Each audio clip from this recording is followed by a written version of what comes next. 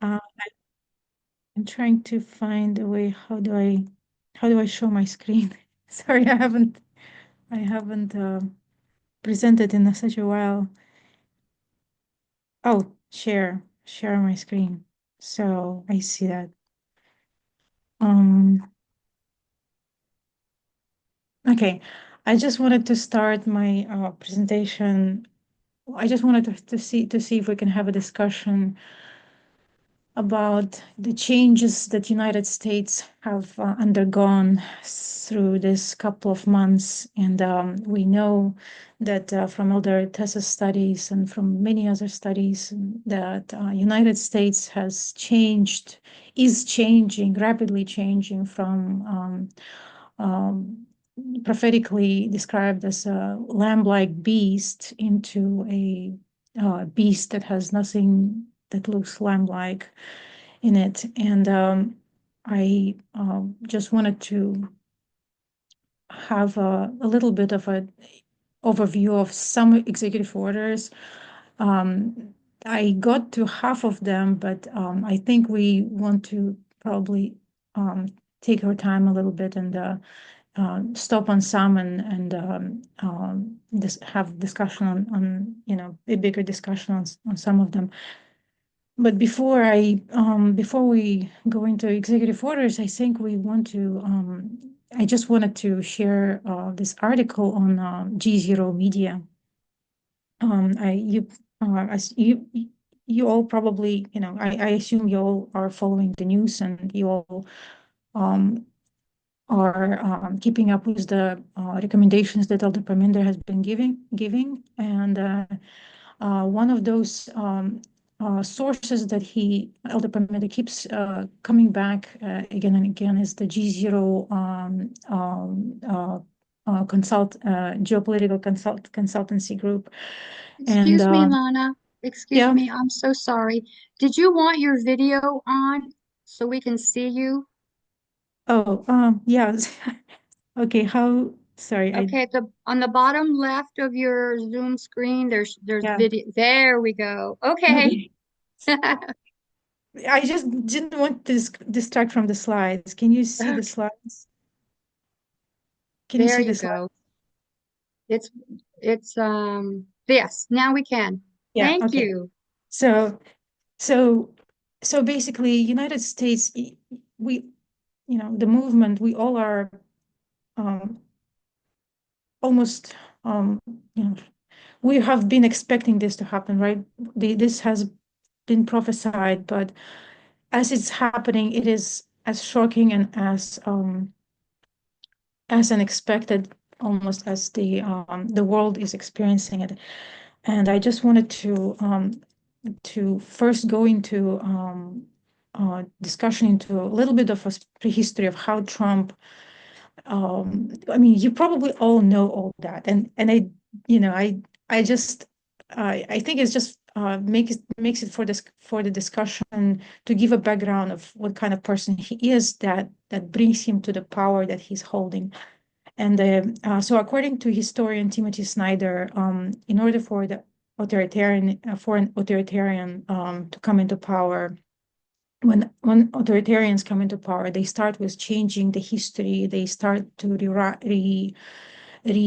change the narrative, and they begin politics with fiction, right? So, um, just like with Hitler's Germany, just like with a lot of authoritarians start with the um, for one, start antagonizing. There's this tribalist understanding of us versus them. So there's us, and we need to protect ourselves, and there's them, and we're not living in one world, but rather, be, disconnected. So according to Timothy Snyder, he lives in a world of fiction.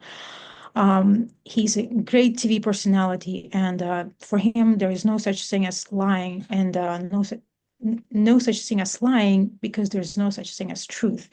For him, it's all about being a great actor, about delivering, captivating the audience, regardless of whether it's using truthful means or lies. and obviously no apologies when he gets caught lying. Also, um, yeah, accuses others of lying when confronted. So so his way to power, the way he came to power, is through the being becoming a really famous actor. Um, Even so, he's not known as more and more like a reality show actor, right? He mainly became, in the world stage mainly through the Celebrity Apprentice TV show, where he acted as a powerful real estate mogul and oligarch. So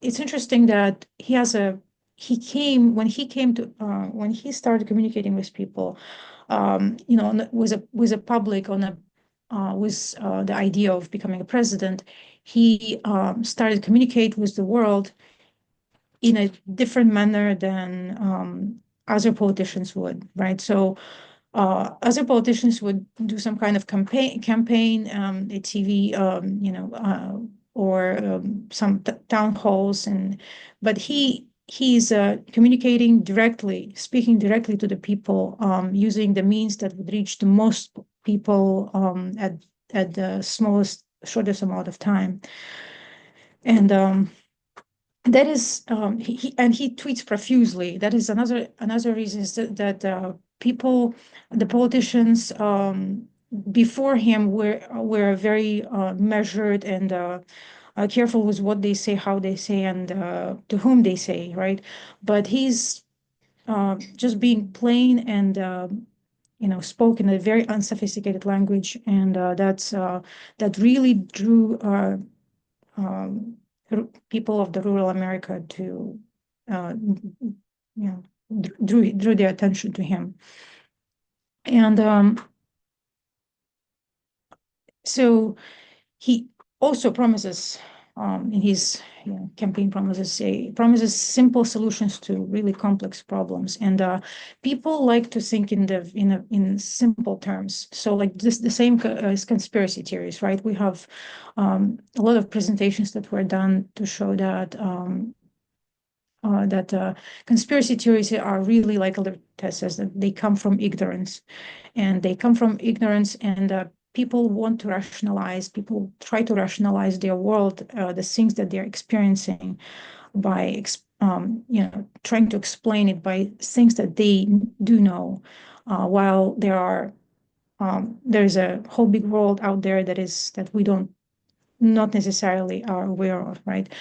And so that is some of his some of the background. So I just wanted to also to like to for you to look at this, the past week, the CPAC, the entrance that Elon Musk has made in with the chainsaw. This is about um, this is about restructuring the government, changing how the government functions, changing how not the government, United States behaves in the world stage, and how the government treats its citizens. The A slew of changes that have been, actions, executive orders that came out in the recent times, right? They are all about changing how um, who also the structure of the U.S. government. So in U.S. government, right, there's three co-equal branches, right, and in which is really very uncomfortable for President Trump, because in order for his ideas to succeed and come to fruition, he needs to he needs to have a full power, and this is what all these changes are about. So, and I just wanted you to also to look at this picture of the White House post, and this is the actual real. This is not a meme or anything. This is somebody else. Some people pretending to be him. This is official White House tweet on the X, um, where President Trump is portrayed with a crown on his head. So long live the king. And you can see that there's no hiding um, of their intentions. So so that is what it looks like at this point. And so the article on G0 North, even Solomon, Trump's empire state of mind. I just wanted to, I'll just plain read this article because I think it covers, it doesn't, go in depth, but it just like goes over the things that are the most striking. So Donald Trump has an empire state of mind. From his threats to make Canada the 51st state, buy Greenland, reclaim the Panama Canal, and almost implausibly take the Gaza Strip, Trump isn't hiding his imperial ambitions. In his inaugural address, he explicitly said he sees an America that expands its territory. Is he serious about this? And if so, what does it mean for its closest neighbor and biggest partner, Canada? Let's start with the first question. Is territorial expansion a real threat or just a rhetoric he's using to shake down opponents in trade negotiations? And it's both. This is interesting because I had for a number of not for like for whole months, I was convinced that it comes from ignorance, Trump's ignorance that, who pays the tariffs and how it will reflect on the US economy and just simply his own supporters' life, how it will, quality of life, right? But, but my husband was convinced that it's not that simple because he's like, he has a point because this is what Trump is using as a leverage, uh, tariffs, right? He's using the tariffs and sanctions and this as a leverage for to make other countries to do what he wants to have done, right? So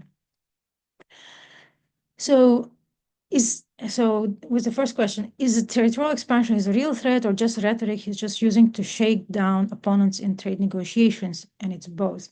Trump is using these threats to gain better access to markets of American goods, and he is flexing his imperial desires. No moment better illustrated Trump's empire state of mind than on Tuesday when he met King Abdullah II of Jordan at the White House. With Trump's radical promise to take Gaza and clean out that whole thing, choice of words not lost on anyone remotely familiar with the worst crimes under international law. The meeting was expected to be about as uncomfortable for the royal as a crown for porcupine quills. But it got even more interesting than expected. The president was asked how he would buy Gaza as he had initially proposed. And he says, we're not going to have to buy it, he said. We're not going to have Gaza. We don't have to buy. There's nothing to buy. We will have Gaza. So we will have Gaza. Pause there for a moment because that was a foundational shift in US policy. The President of the United States declared he could unilaterally pluck up pieces of land the US has no legitimate claim over in a blatant violation of international law. Because the statement was so shocking, Trump was immediately asked to clarify, you won't even buy it? And he says, no reason to buy it. There is nothing to buy. It's Gaza. It's a war-torn area. We're going to take it. We're going to hold it, and we're going to cherish it. So he's basically, his mind is set on it. We're going to take it. The next moment was the one that Canadians, Greenlanders, and Panamanians took to heart. The king was obviously uncomfortable with what he and every Arab leader have said as a totally unacceptable idea, King Abdullah. So he tried to deflect a confrontation, saying the Arab leaders would propose a solution. But then Trump doubled down. Mr. President, the journalist asked, take it under what authority? It's a sovereign territory. And then he says, under the US authority, the president answered, as if that was enough. This is exactly the law of the jungle we described in Eurasia's Group 2025 Top Risk Report, where international laws and norms, the same laws and norms the US built and underpinned after World War II are no longer enforced. Under this rule, strong countries, the United States, China, and Russia, divvy up the world into their own imperial spheres of influence. In a cogent piece this week in Financial Times, Gideon Rachman called this the age of neo-imperialism, a world based around spheres of influence, with the U.S. concentrating on the Western Hemisphere, Russia on the U.S. on the Western Hemisphere, and Russia on the Eastern Europe and China on East Asia. It is exactly right. This week, Trump and Russian President Vladimir Putin had long phone. Sorry, this thing is in the way.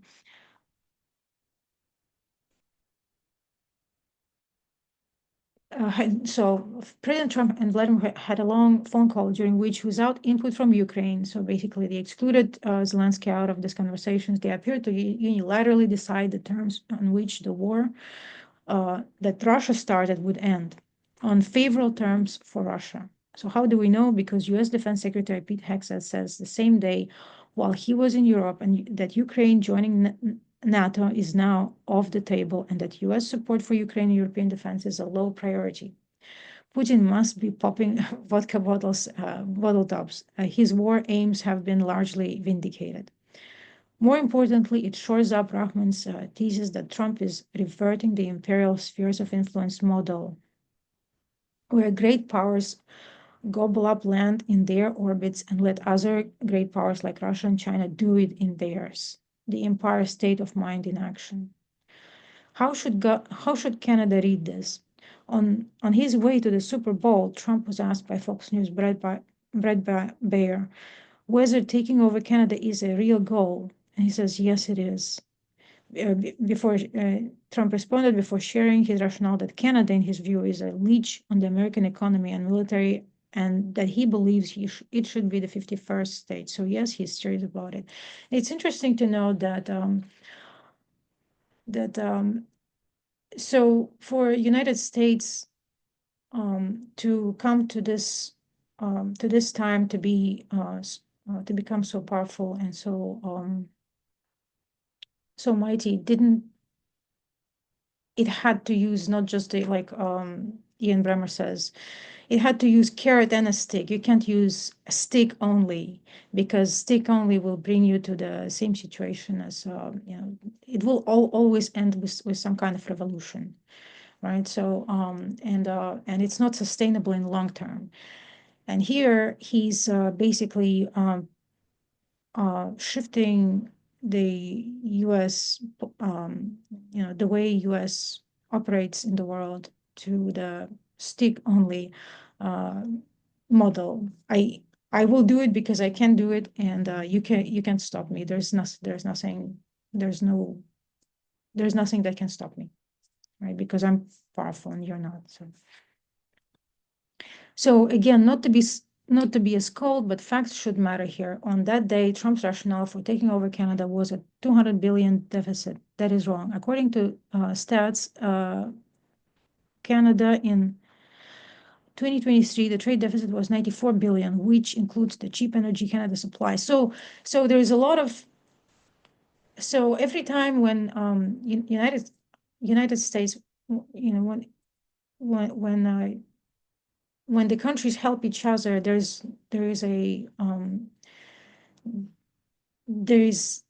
it's not simply one way. United States always gets something out of this relationship, and it's not wrong, because it's mutually beneficial kind of relationships, right? And when people don't understand that, and it just so happens that a lot of majority of people, they like in one of the New York Times articles was somebody said that majority of Republicans, or just majority of Americans, they really check into with U.S. politics at the time of elections or midterms, but they don't really quite follow closely the actions and the statements, right, of the politicians. So a lot of people don't understand how it works. The same with USA. USAID, the aid that United States is providing is also, there's a benefit that United States is, seeing from having more stable world, more stable other countries where, if they're not trying to escape their own country and to try to survive somewhere else, right? So there's a lot of benefits that is not simply, it's not one way relationship where United States is just giving as Trump is, portraying United States, right?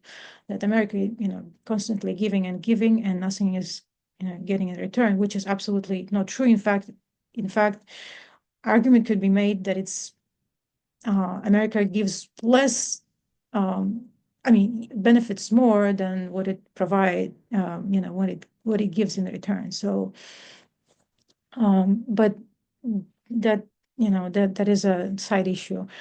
So, um, to the empire state of mind, facts don't matter. Neither does the rationale. Today, it could be about trade deficits, fentanyl, and illegal immigration, and tomorrow it could be about banking or cars. The goalposts will shift. All that matters is what the United States wants to take. The rest is pretext and commentary. So, how could Trump take Canada by economic force? Again, the president is not hiding his plan. Step one, weaken the Canadian economy with devastating tariffs. And exactly, yes, true. He's using the tariffs as a leverage. He's using the tariffs as a stick to basically, because we've been waiting. What is he asking for, right? So, when he was uh, threatening with tariffs Mexico, we were waiting. There was a little bit more clear what is it that he wanted from Mexico, right? The borders, immigration. We don't want to see anybody from your side, right? So, but but from Canada, it was very unclear because Canada, out of all, like, why would, what did Canada do to you, right? So, but it looks like what he wanted is quite exactly that. He uh, maybe 51st state. So the step one, weaken the Canadian economy with devastating tariffs. The 25% tariffs on steel and aluminum will be punishing for Ontario and Quebec, but not existential. This is just a start. Layer another 25% tariff on all Canadian goods crossing the border, and there will be a meltdown. If we stop allowing them to make cars through tariffs and other things, cars, trucks, etc., what they make, they are not viable as a country, Trump told Bear in a chilling moment. Step two, sow divisions in Canada by excluding energy from his threats or by putting much lower tariffs on energy than other goods. Trump heats up east-west tensions in Canada that have long been on a medium boil.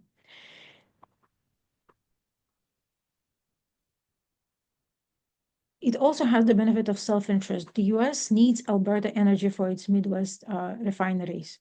Otherwise, voters there will see a price jump at the pumps. So Trump cuts Alberta a break. The rest of Canada, meanwhile, will want to retaliate against his tariffs, and energy is a powerful weapon as in the arsenal, especially as yeah. The Alberta premier has said that is a no-go. Other leaders are not ruling it out. If no, then when the tariffs come, the external threat of Trump will be strengthened by the internal disputes within Canada. Spread disinformation. Separatism has always been, and it's interesting because later on when we discuss the executive orders, one of his executive orders is actually um, um, removing the it's basically free speech it's a free speech act, right? But the whole goal was to stop from screening the misinformation, disinformation in the media. So spread disinformation. Separatism has always been an issue between English-speaking provinces and French-speaking Quebec. The separatist PQ party had been province of Quebec, has been steadily on the rise in Quebec, with the promise of a referendum in the near future. Fomenting that movement with more disinformation is not out of the question for a president who wants to swallow up Canada and take its minerals, water, and access to the Arctic. This could add up to the winning conditions Trump needs. Does he start with an offer to let part of Canada split off and join Union? Maybe suddenly Canada is in fragment and ready to be swallowed up bite by bite. So this article basically, just you know just touches on several issues regarding Trump's foreign policy, where it's all about, you know, um, it's all about our strength, because we're strong, because we can, and why we shouldn't. That's the kind of mindset that Trump has. And so in my second part of this presentation, I just wanted to have just a little bit of discussion on the executive orders in his second term. So he started off with a pardon of January 6 militants. Then he rescinds Biden's harmful executive orders. And I just wanted to have a little bit of a what kind of orders that he rescinded. Advancing racial equity and support for underserved communities through the federal government. So ensuring a lawful and accurate enumeration and apportionment pursuant to the decennial census. So organizing and mobilizing the United States government to provide a unified executive response to combat COVID. So all these executive orders, they sound good, right? Because they are the ones that have been put by Biden, and they are being now rescinded by Trump. Organizing and mobilizing the United States government to provide United States effective response to combat COVID-19, provide United States leadership on global health and security. So basically help, provide for whatever needs to be done, to facilitate the relationship between other governments, to make it easier for the scientists to share information and communicate easier. Preventing and combating discrimination on the basis of gender identity and sexual orientation. So this is now it's all about gender ethics commitments by executive branch personnel. Protecting public health and environment and restoring science to tackle the climate crisis. This is all of this executive orders are super important for the country to function properly. Protecting public health and environment, and restoring science to tackle the climate crisis. Revocation of certain executive orders concerning federal regulation. This is interesting. Revision of civil immigration enforcement policies and priorities. Revision of civil immigration enforcement policies and priorities. Because keep in mind, this is the executive orders that Biden has put, that Trump wants to not wants. He's rescinds them, right?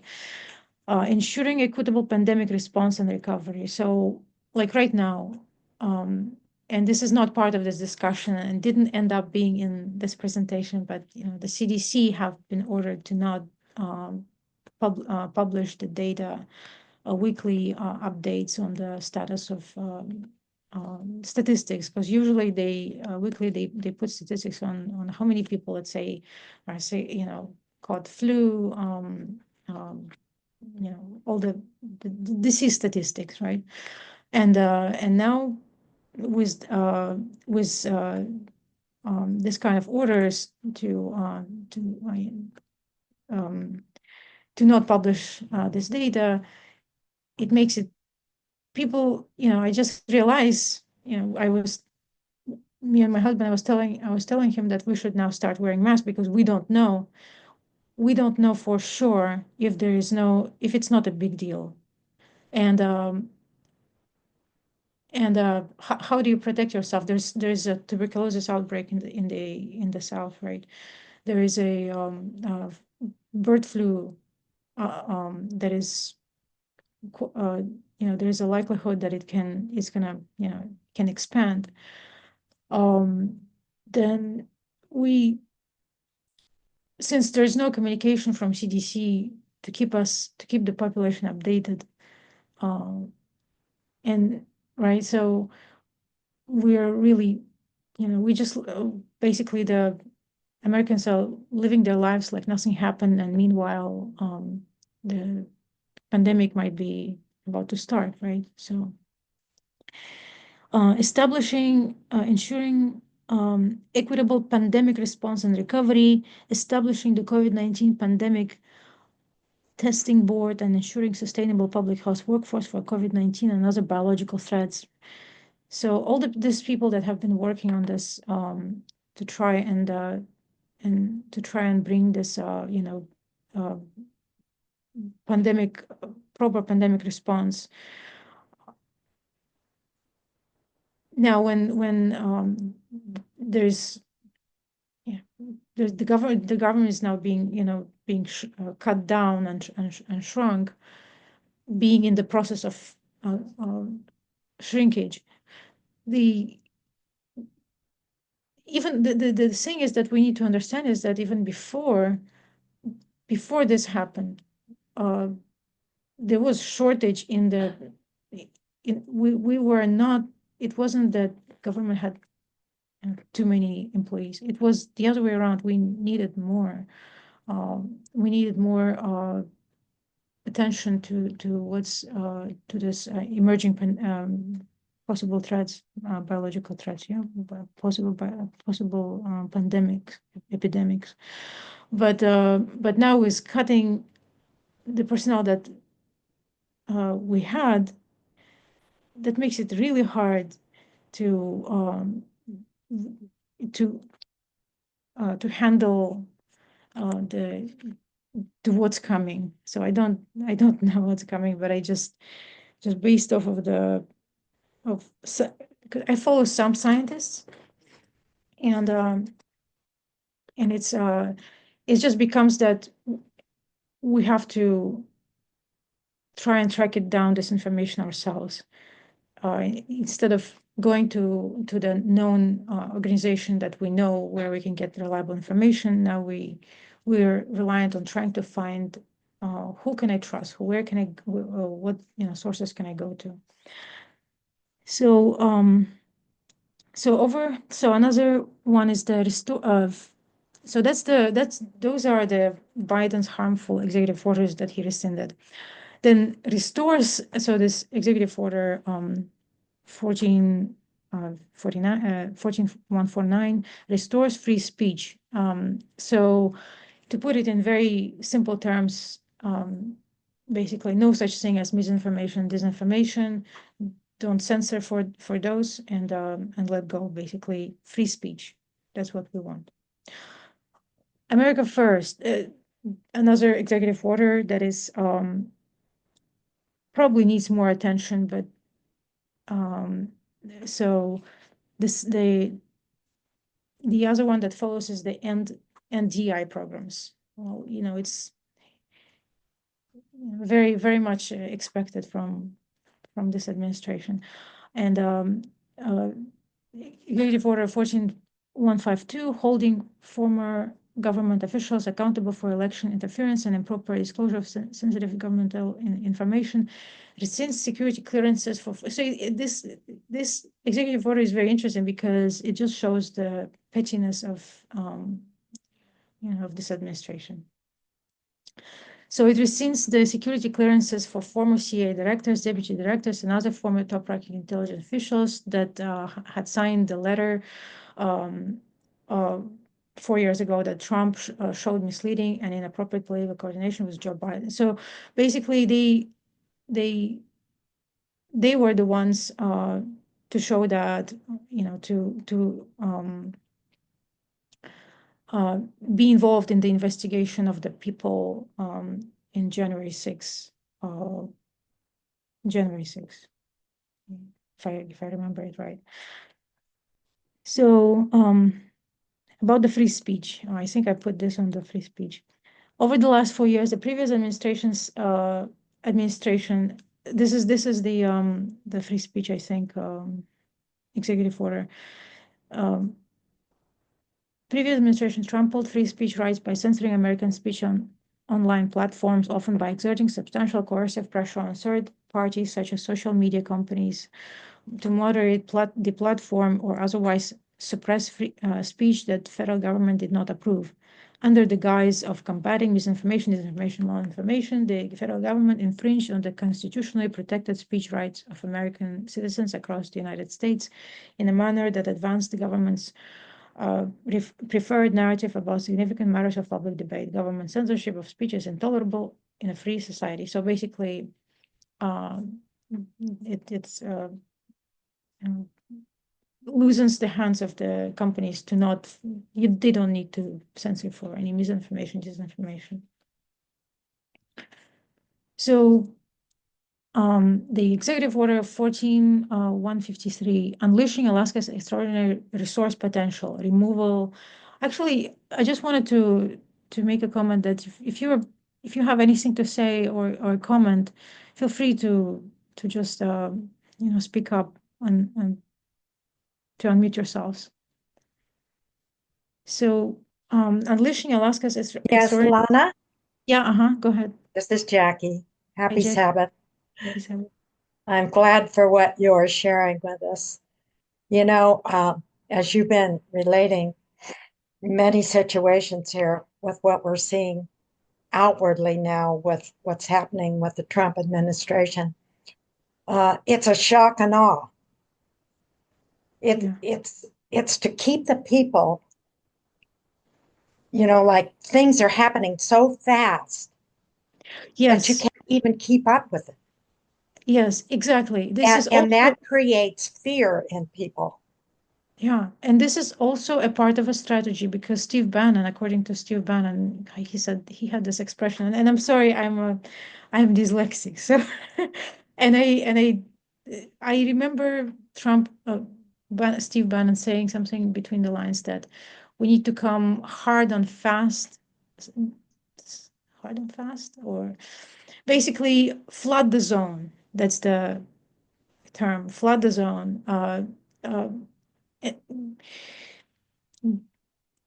Come up with the things that will really that the media will grab onto and be busy discussing, while some more important, more significant, more consequential things are being done that is also public, that is not behind the scenes, but it's not, basically by flooding the zone with like Nazi salute, right?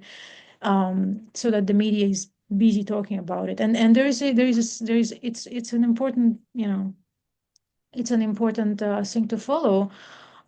So you can't I can't really blame media for that, right? But it also takes attention, shifts attention away from the significance of the changes that is being done to the government or how the government is functioning.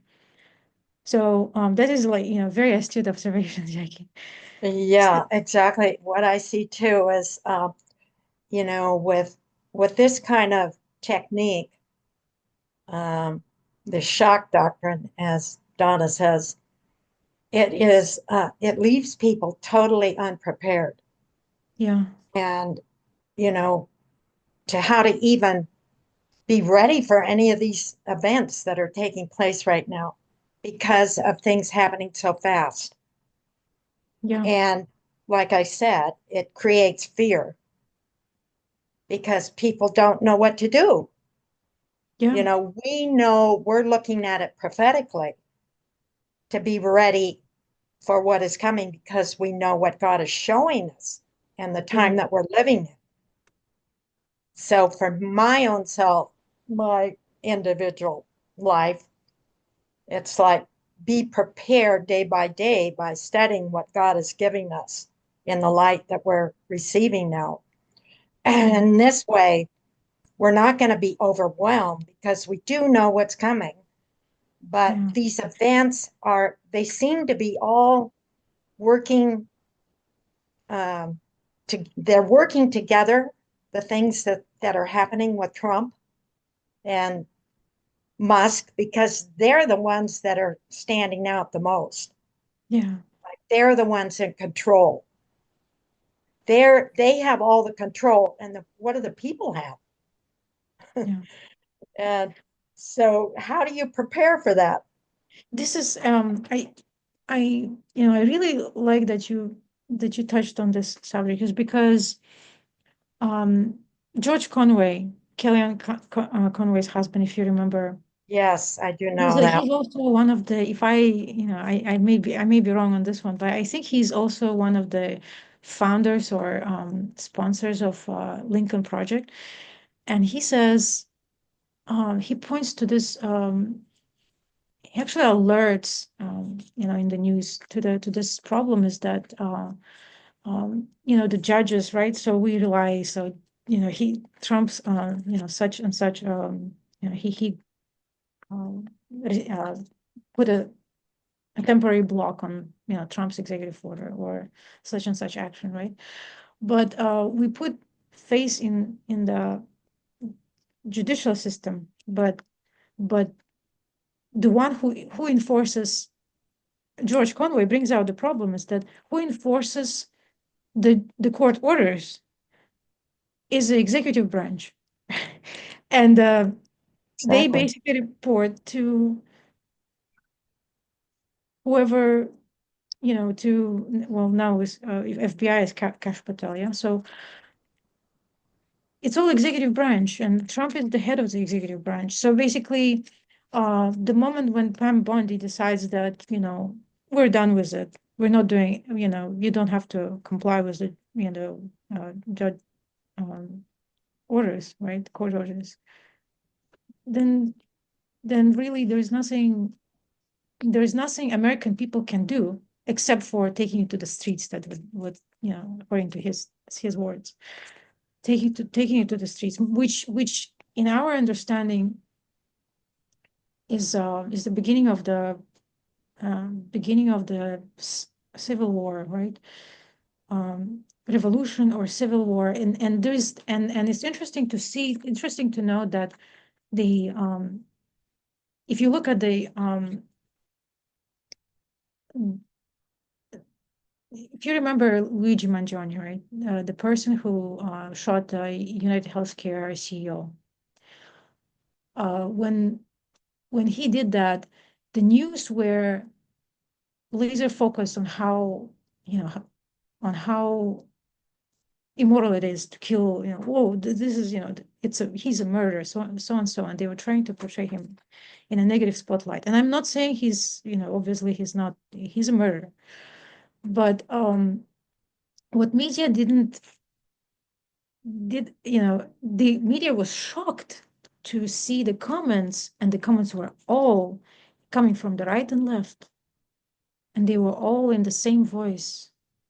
They were, I was reading, I was scrolling, I was reading so many, watching so many of those, trying to understand people's mood, and it's overwhelming support for Luigi, which is which is which is um so then media, when they started realizing, oh, they really hate us because we're on the side of the United Healthcare CEO, right?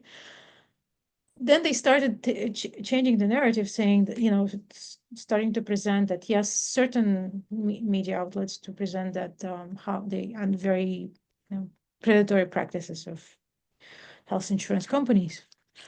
And it's interesting that, so Ari Melber, he showed it actually on his uh on his in his program,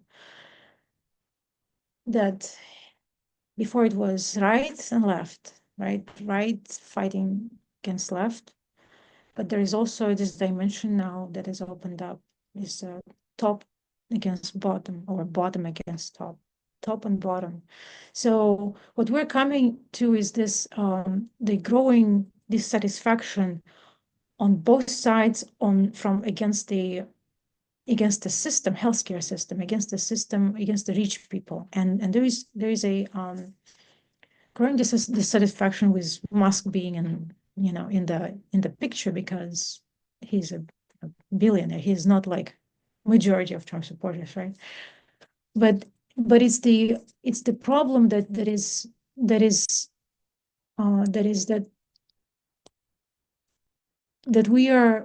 we are approaching this time. It's the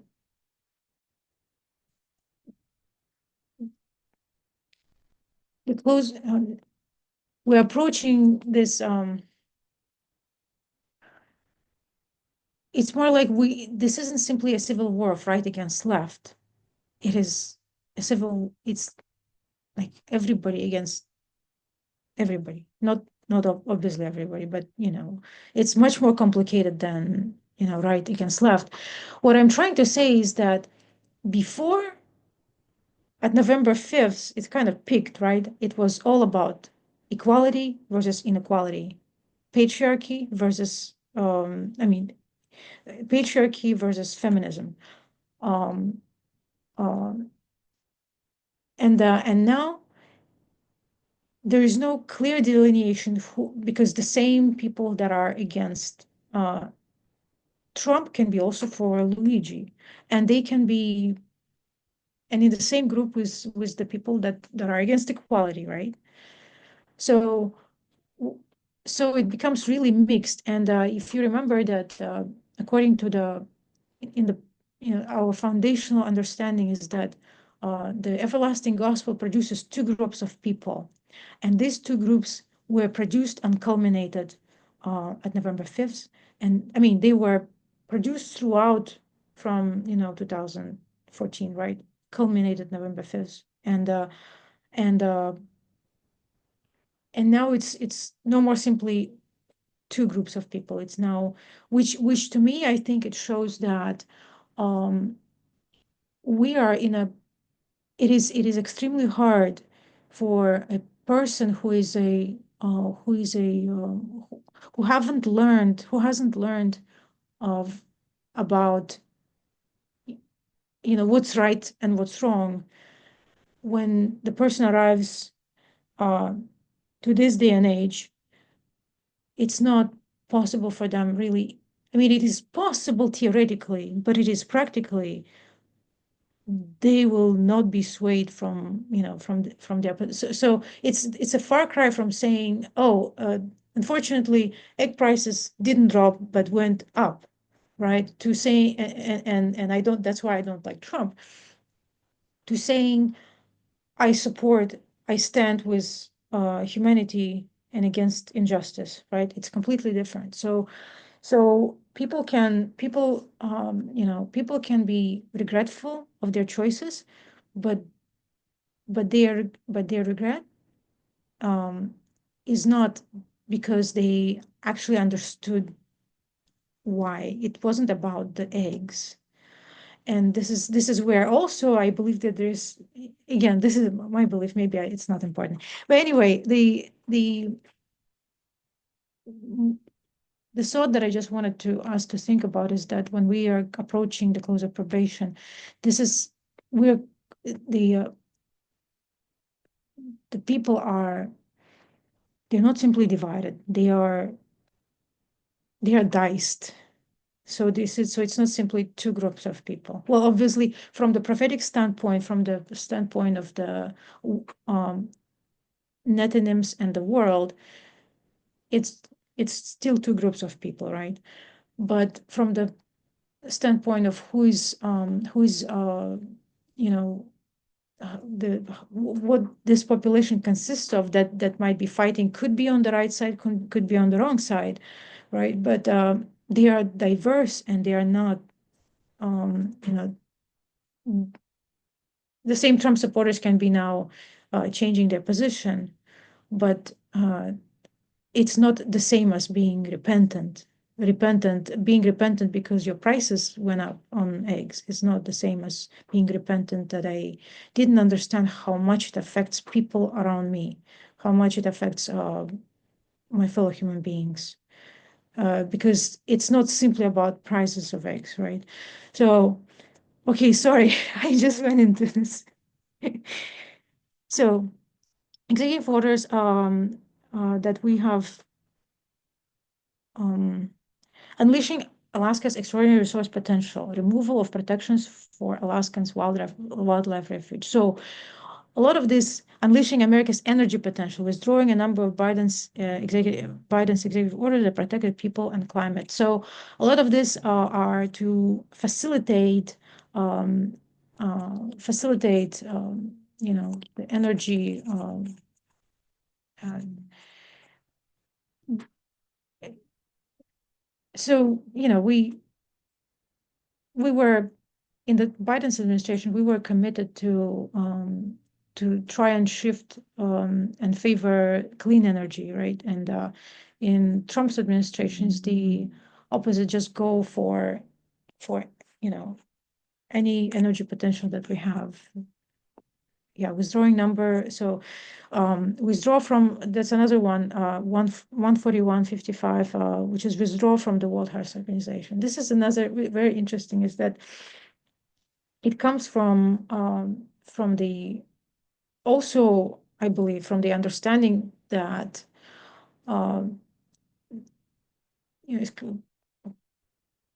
from conspiratorial thinking about the World Health Organization being somehow involved in the um, anyway. So I don't, we don't want to talk about even what those conspiracy theories, but they were propelled by the basis understanding of how the world works, and how the World Health Organization, its role in the world.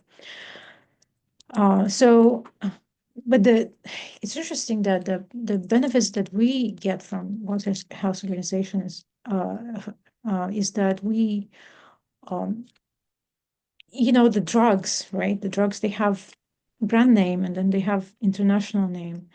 And this, if you don't have an international name, so World Health Organization, United States, working with WHO, they consolidate the names of the drugs so that you can recognize the drug by its name, without knowing its brand name, right?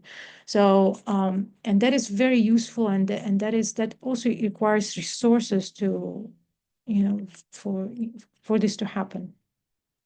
That's one of the things that I know of, and I don't know that much about, uh, you know, about how United States benefits, and this is a big benefit, because that way we can be accountable, and I mean, the pharmaceutical companies can be accountable that what they're selling is actually that drug that they're saying it to be, right? And so it's like it's unifying its body to unify the data, not the data, the names and the designations of what this drug is. There's a lot of other benefits that I off the top of my head I can't remember. So let's move on to the next one. Executive Order 141, 156, designating cartels and other organizations as foreign terrorist organizations as special design global terrorists. So the global this um this executive order, um basically the problem is that if you call, let's say, America designates such and such cartel that is in Mexico as a foreign terrorist organization, um, specifically designated as global terrorists. That means that United States can take action against that cartel and um, not not consult with Mexico. So basically, it's doing military war actions on another country's territory, and without without requiring coordination and permission from that other country, right? So, which is, I may be wrong, but this is what I understood based on what I read. But yeah, So Lana, yeah, if if they're doing that, calling them terrorists, and then they accuse Canada and Mexico of letting in terrorists, that means they could use military against both Canada and Mexico without going through the UN? Question. yes, I that's what I understood. It's the interesting thing is that all of these executive orders are so came out so fast, right?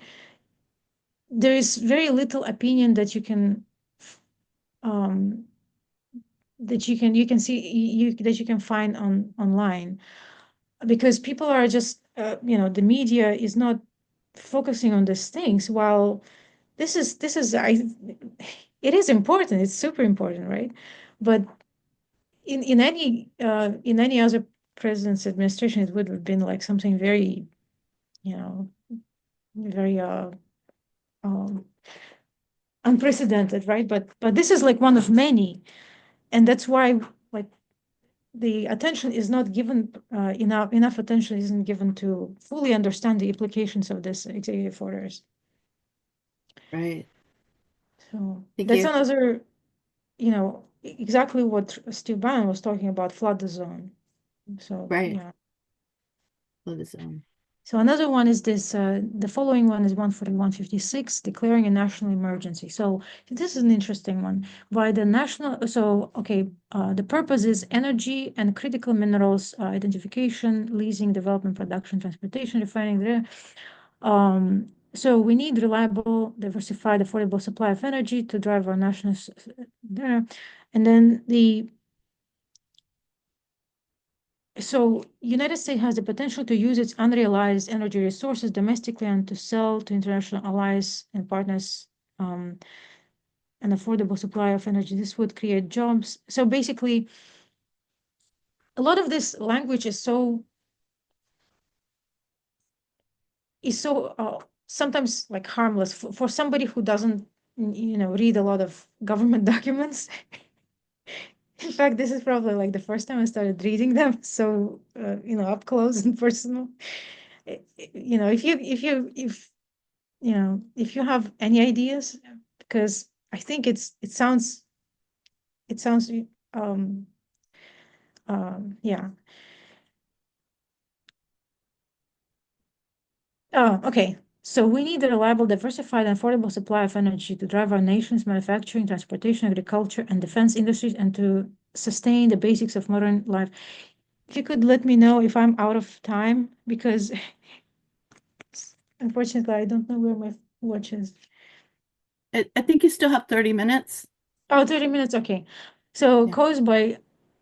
caused by harmful, short-sighted policies of the previous administration. Aha.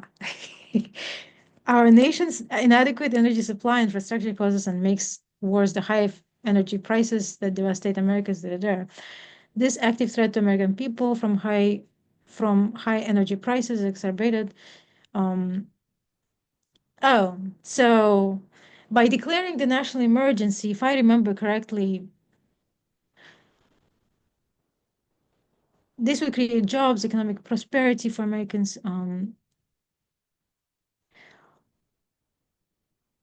So basically,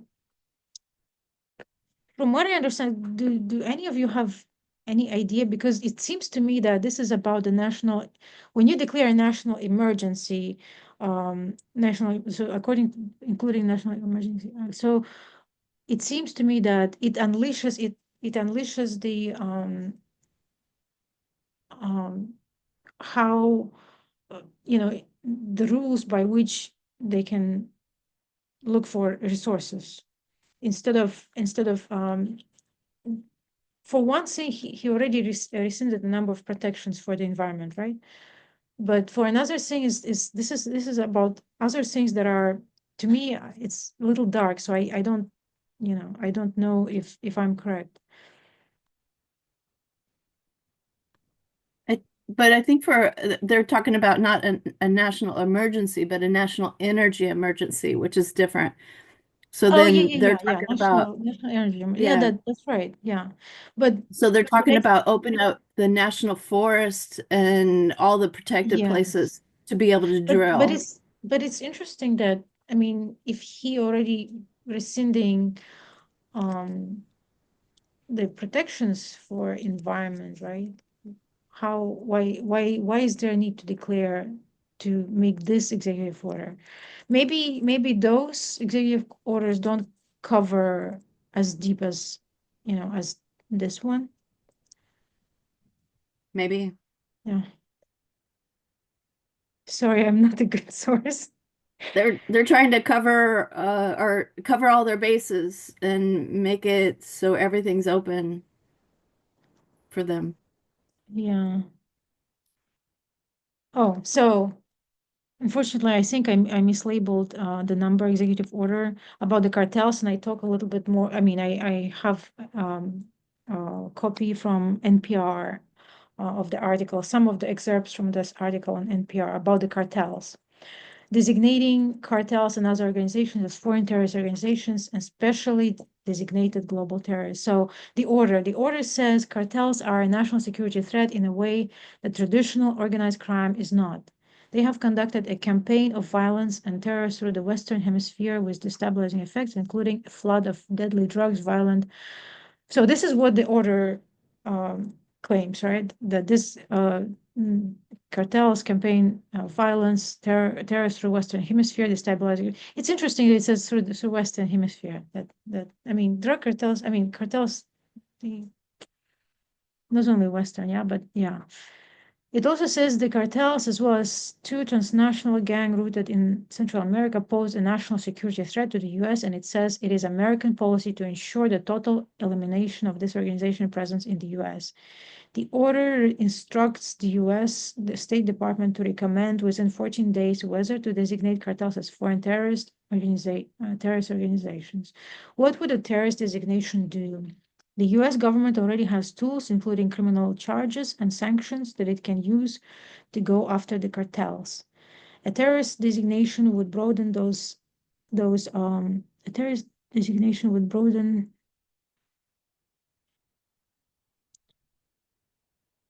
those options. Oh, okay. The most significant additional tool, experts say, would be the ability to bring what are known as material support prosecutions. Under US law, it is a crime to provide material support to a designated terrorist organization. Material support to designated. Material support can run from money or weapon to lodging false papers or even a phone card. So US government has already tools.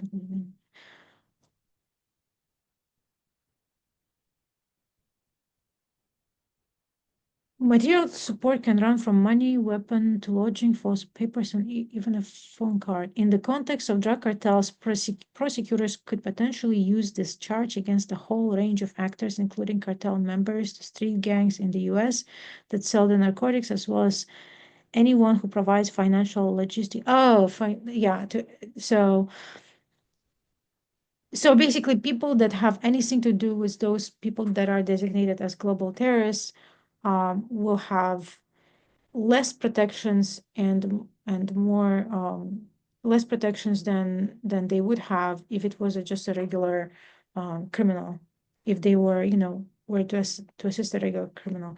In the context of drug cartels, uh, use this charge against a whole range of factors, including cartel members, street gangs, and in the US and that sell the narcotics, as well as anyone who provides financial or logistical support. The ripple effects, though, could be bigger. Some analysts note that the US companies that do business in Mexico routinely make payments to Mexican companies, some of which could be controlled by or affiliated with a cartel or cartel members. Oh, okay. That US companies that do business in Mexico routinely make payments to Mexican companies, some of which would be controlled by or affiliated with a cartel or cartel members. That could possibly expose those American firms to penalties. Migrants could also potentially be swept up in material support prosecutions. Experts say migrants often pay smugglers to get through Mexico or across the US Mexico border. Oh, So, and those smugglers often have ties to cartels, and that could provide grounds for American authorities to keep those migrants out of the US. Okay, this is about immigration too.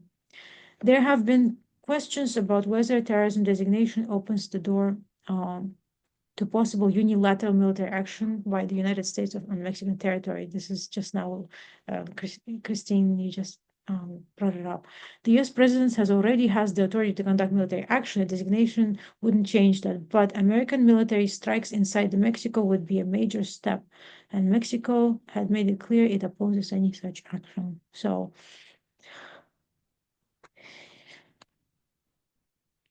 And okay, so two yep, two points. And it sounds like they're not talking about this article isn't realized that they could do that to Canada too, because yeah, President yeah, Trump has accused Canada of letting terrorists in also. And yes, number two, another point is that they put gangs in there, which goes back to um, the United States using or putting too many jailing black people. mhm, So, so using, getting more black people into prisons because they're also targeting gangs, like the LA gangs and stuff like that. yeah, So it's another they've couched some language in there to get more of the gangs into prisons, slavery.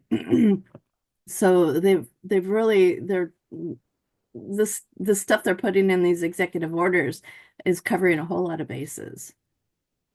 yeah,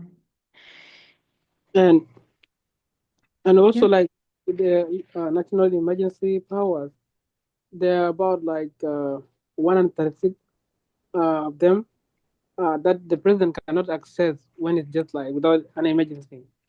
And for me, like I don't know fully what is there, like how many, what can they do, but one of them is like shutting down the communication when there's an emergency, like within the whole country, which is also really a big thing to do by the president. So there are a lot of emergency power that are there within that National Emergency Act.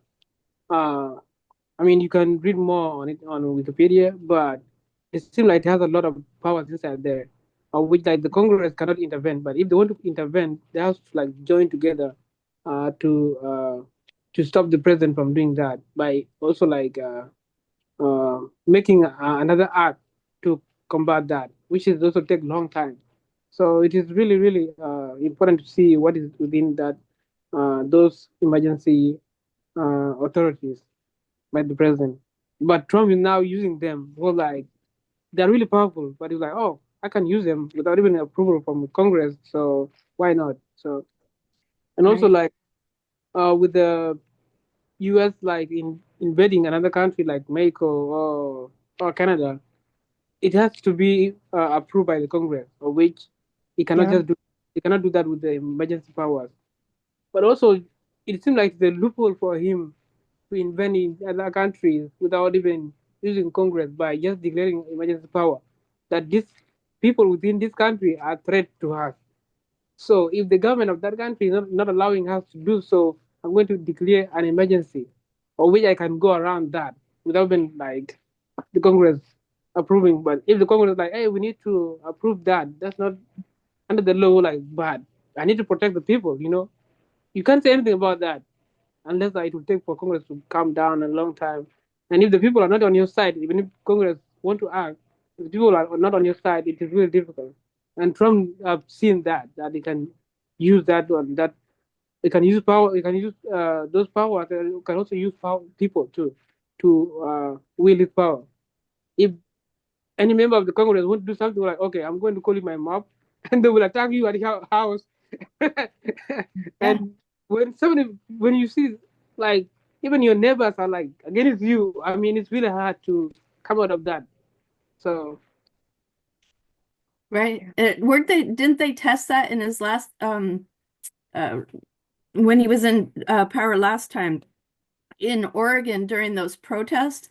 They were I saw articles on the military picking people up off the streets and you know, and they were taking them to places and not releasing them, right? And I don't know if that I don't think there was conspiracy theories because they were like actually talking to the people and stuff like that. But what I'm saying is they tested it already in the first time he was in power that they could do this and nobody was even paying attention. Hmm. Yeah. It seems like they just, it seems like legacy media doesn't, you know, they pick and choose what they report. Right. And so few people were reporting on it that it went under the radar. No, there was no outrage about it. So he was using the military and the police for his own purposes, which he can do now. And nobody's going to stop him. This is also interesting is that the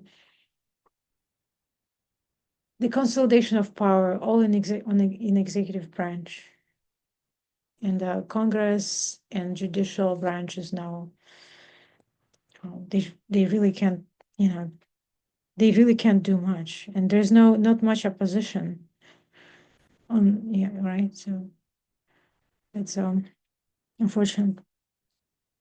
So the next one is creating Dodge.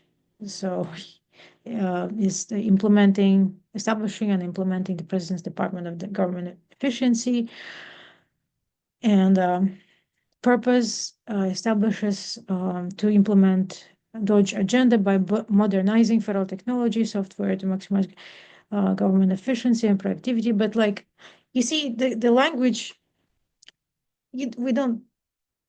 It is. It is. It is.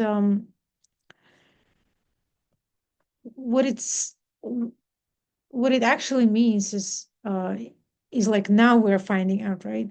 Because before it was like, oh, Department of Government Efficiency. Kind of, if you didn't know Trump or this, you know, Republicans, you would be like, sounds good, right? But knowing this, I mean, now, right, living up to this time, it's very clear that it is all about slashing. It's all shaping the government into the image of a small government where you know where government cannot do much really. I mean, it can do in terms of when president considers it needs to be done, right? But not without him. And so with I'm pretty sure you probably all have, you know, heard of a lot of firings that were going on. And I think I did put some number of, from the article on AP News. So deferred resignation proposal for federal workers. So the White House offered a deferred resignation proposal in exchange for financial incentives like months of paid leave to all federal employees who opted to leave their job by February 6th. But just before that deadline, a federal judge blocked Trump's plan, wanting to hear arguments from the administration and the labor unions, which said the offer was illegal. And it's all relies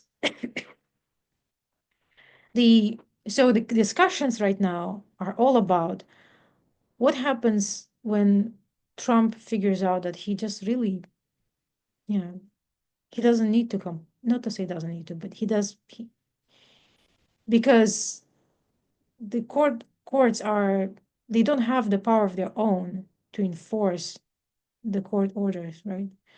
It's executive branch. The law enforcement is executive reports to executive. It's an executive branch. And when they get an order from somebody from the top, like Pam Bondi, right? So to not enforce, there's really not basically people would call it constitutional crisis. I don't know, is it constitutional or judicial crisis? I'm pretty sure it's constitutional crisis too, because now executive judicial branch and is not able to enforce its orders. Okay, so probationary employee layoffs. So probationary people who have those on the job less than a year who have yet to gain civil service protection, so they have been let go. Department of Veterans Affairs announced dismissal of more than 1,000 employees who had served for less than 2 years, and included researchers working on cancer treatment, opioid addiction, prosthetics, and burn pit exposure. So, in the Defense Department said Friday that it's cutting its 5,400 probationary workers starting next week, and will put a hiring freeze in place. Informed uniformed military personnel are exempt. Pentagon officials anticipate reducing the civilian workforce by 5 to 8%. And it's interesting that the probationary workers, the way you end up with experienced non-probationary full-time employees, right, is by training. A person has to start somewhere before they become experienced, right? You can, if you cut all the people, the, people are retiring. At some point, a number of them will retire. And the reason why the new ones are hired is to replace the ones that are going to retire, right? And the problem that I think that they're not seeing is that when they don't have any more people that know anything, I mean, that know, that can train other people, and their numbers are going to be small. And the thing is, even with the way it was, for example, with the education department, right? For example, uh, the people there was not enough people working for, and a lot of times people don't want to work for government for very obvious reasons. It doesn't pay enough, right? So, and letting go of the probationary workers is really is not a far-sighted thing to do. So then Lana, education, yeah. also to probate, whenever you have businesses or, agencies that have these probationary employees, it Mhm. shows that the agencies take their work seriously. And Mhm. so what they want is to get the best of the best. Yeah, yeah, So we know the government employees don't really get paid a lot. They could go into the private sector and get more money, but yeah, they choose to work for government for whatever reasons. There are benefits of it. But yeah, that's one of the reasons why these agencies have probationary employees, because they highly regard they get the best, they get the best of the best. And the ones yeah, that don't cut it, they have a probationary period. yeah. It's a good point. So, education department, 39 people have been fired from education department, including special education specialists, student aid officials, according to a union that represents agency workers. There also have been nearly 900 million in cuts to the department's Institute of Education Services, which tracks the progress of America's students. It is unclear to what degree the institute would continue to exist. Industry experts say at least 169 contracts were terminated on February 10th. So, Energy Department and the hundreds of federal employees tasked with working on the nation's nuclear weapons programs were laid off. This is so big. Nuclear weapons programs were laid off, but I mean the employees, federal employees.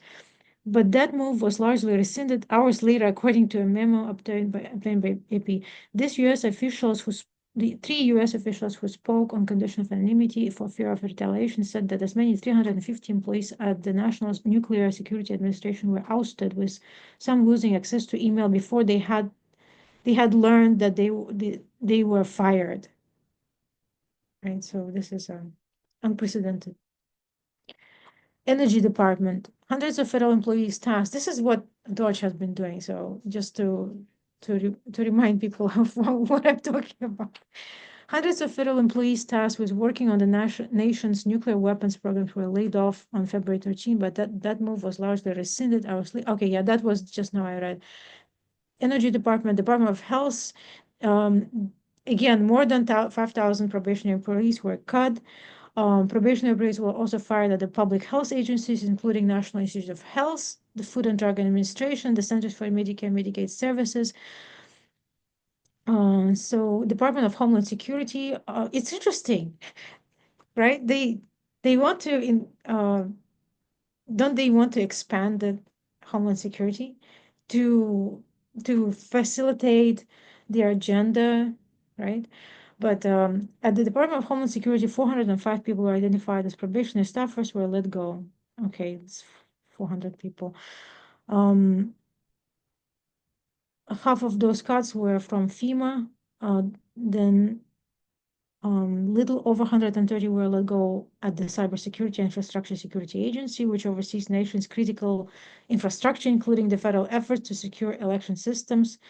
A little less than 50 were let go from U.S. Citizenship and Immigration Services, which process immigration-related benefits, while 10 staff were let go from the agency's Science and Technology Directorate.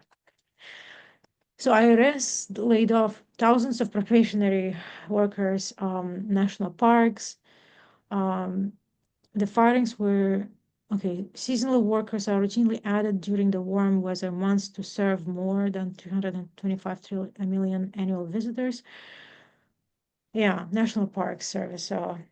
Consumer Financial Protection Bureau, this one is a big one. The administration has ordered agency created after 2008 financial crisis and subprime mortgage. So it's basically the institution that holds the financial institutions accountable and makes them,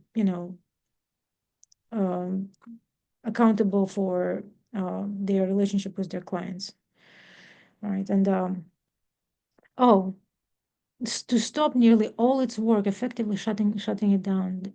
This is huge. This isn't just like cuts. This is stop all its CFPB, Consumer Financial Protection Bureau, to stop all its work. Basically shutting it down. It is yeah. Agriculture Department, the new Agriculture Secretary, Brooke Collins, so they had firings scrambled to so they fired 2,000 probationary non-firefighting employees, and then they on February 19th, the scramble to rehire several workers who were involved in government's response to the flu outbreak.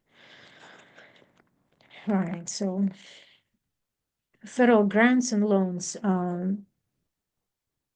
Also paused federal grants and loans as the Republican administration began an across-the-board ideological review. The freeze could affect trillions of dollars and cause widespread disruption in healthcare research, education programs, and other initiatives. Even grants that have been awarded but not spent are supposed to be halted. The use of federal resources to advance Marxist equity, transgenderism, the Green New Deal, social engineering policies is a waste of taxpayer dollars that does not improve the day-to-day lives of those we serve. So they decided to basically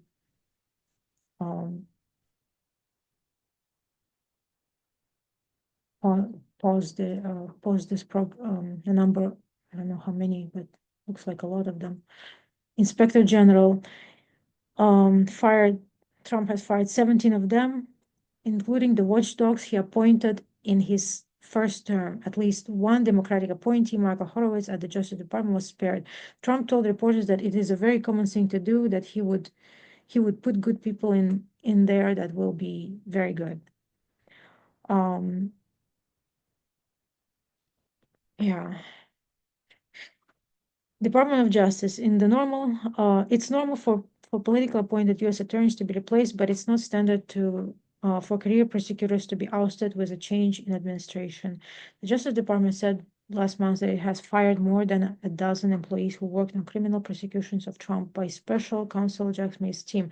By tradition, career employees remain with the department across the presidential administration regardless, because they are just being told what to do.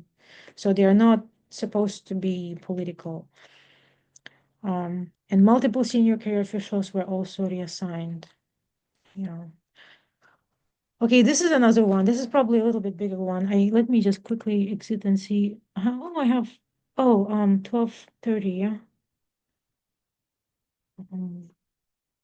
So this executive order is protecting the American people against invasion. It sounds so great, but over the last 4 years, the prior administration invited, administered, and oversaw an unprecedented flood of illegal immigrants. It never did, but yeah. Millions of illegal aliens crossed our borders or were permitted to fly directly into the United States on commercial flights and allowed to settle in American communities in violation to long-standing federal laws. So basically, it's gonna okay, a number of crucial issues in immigration. This is an article from just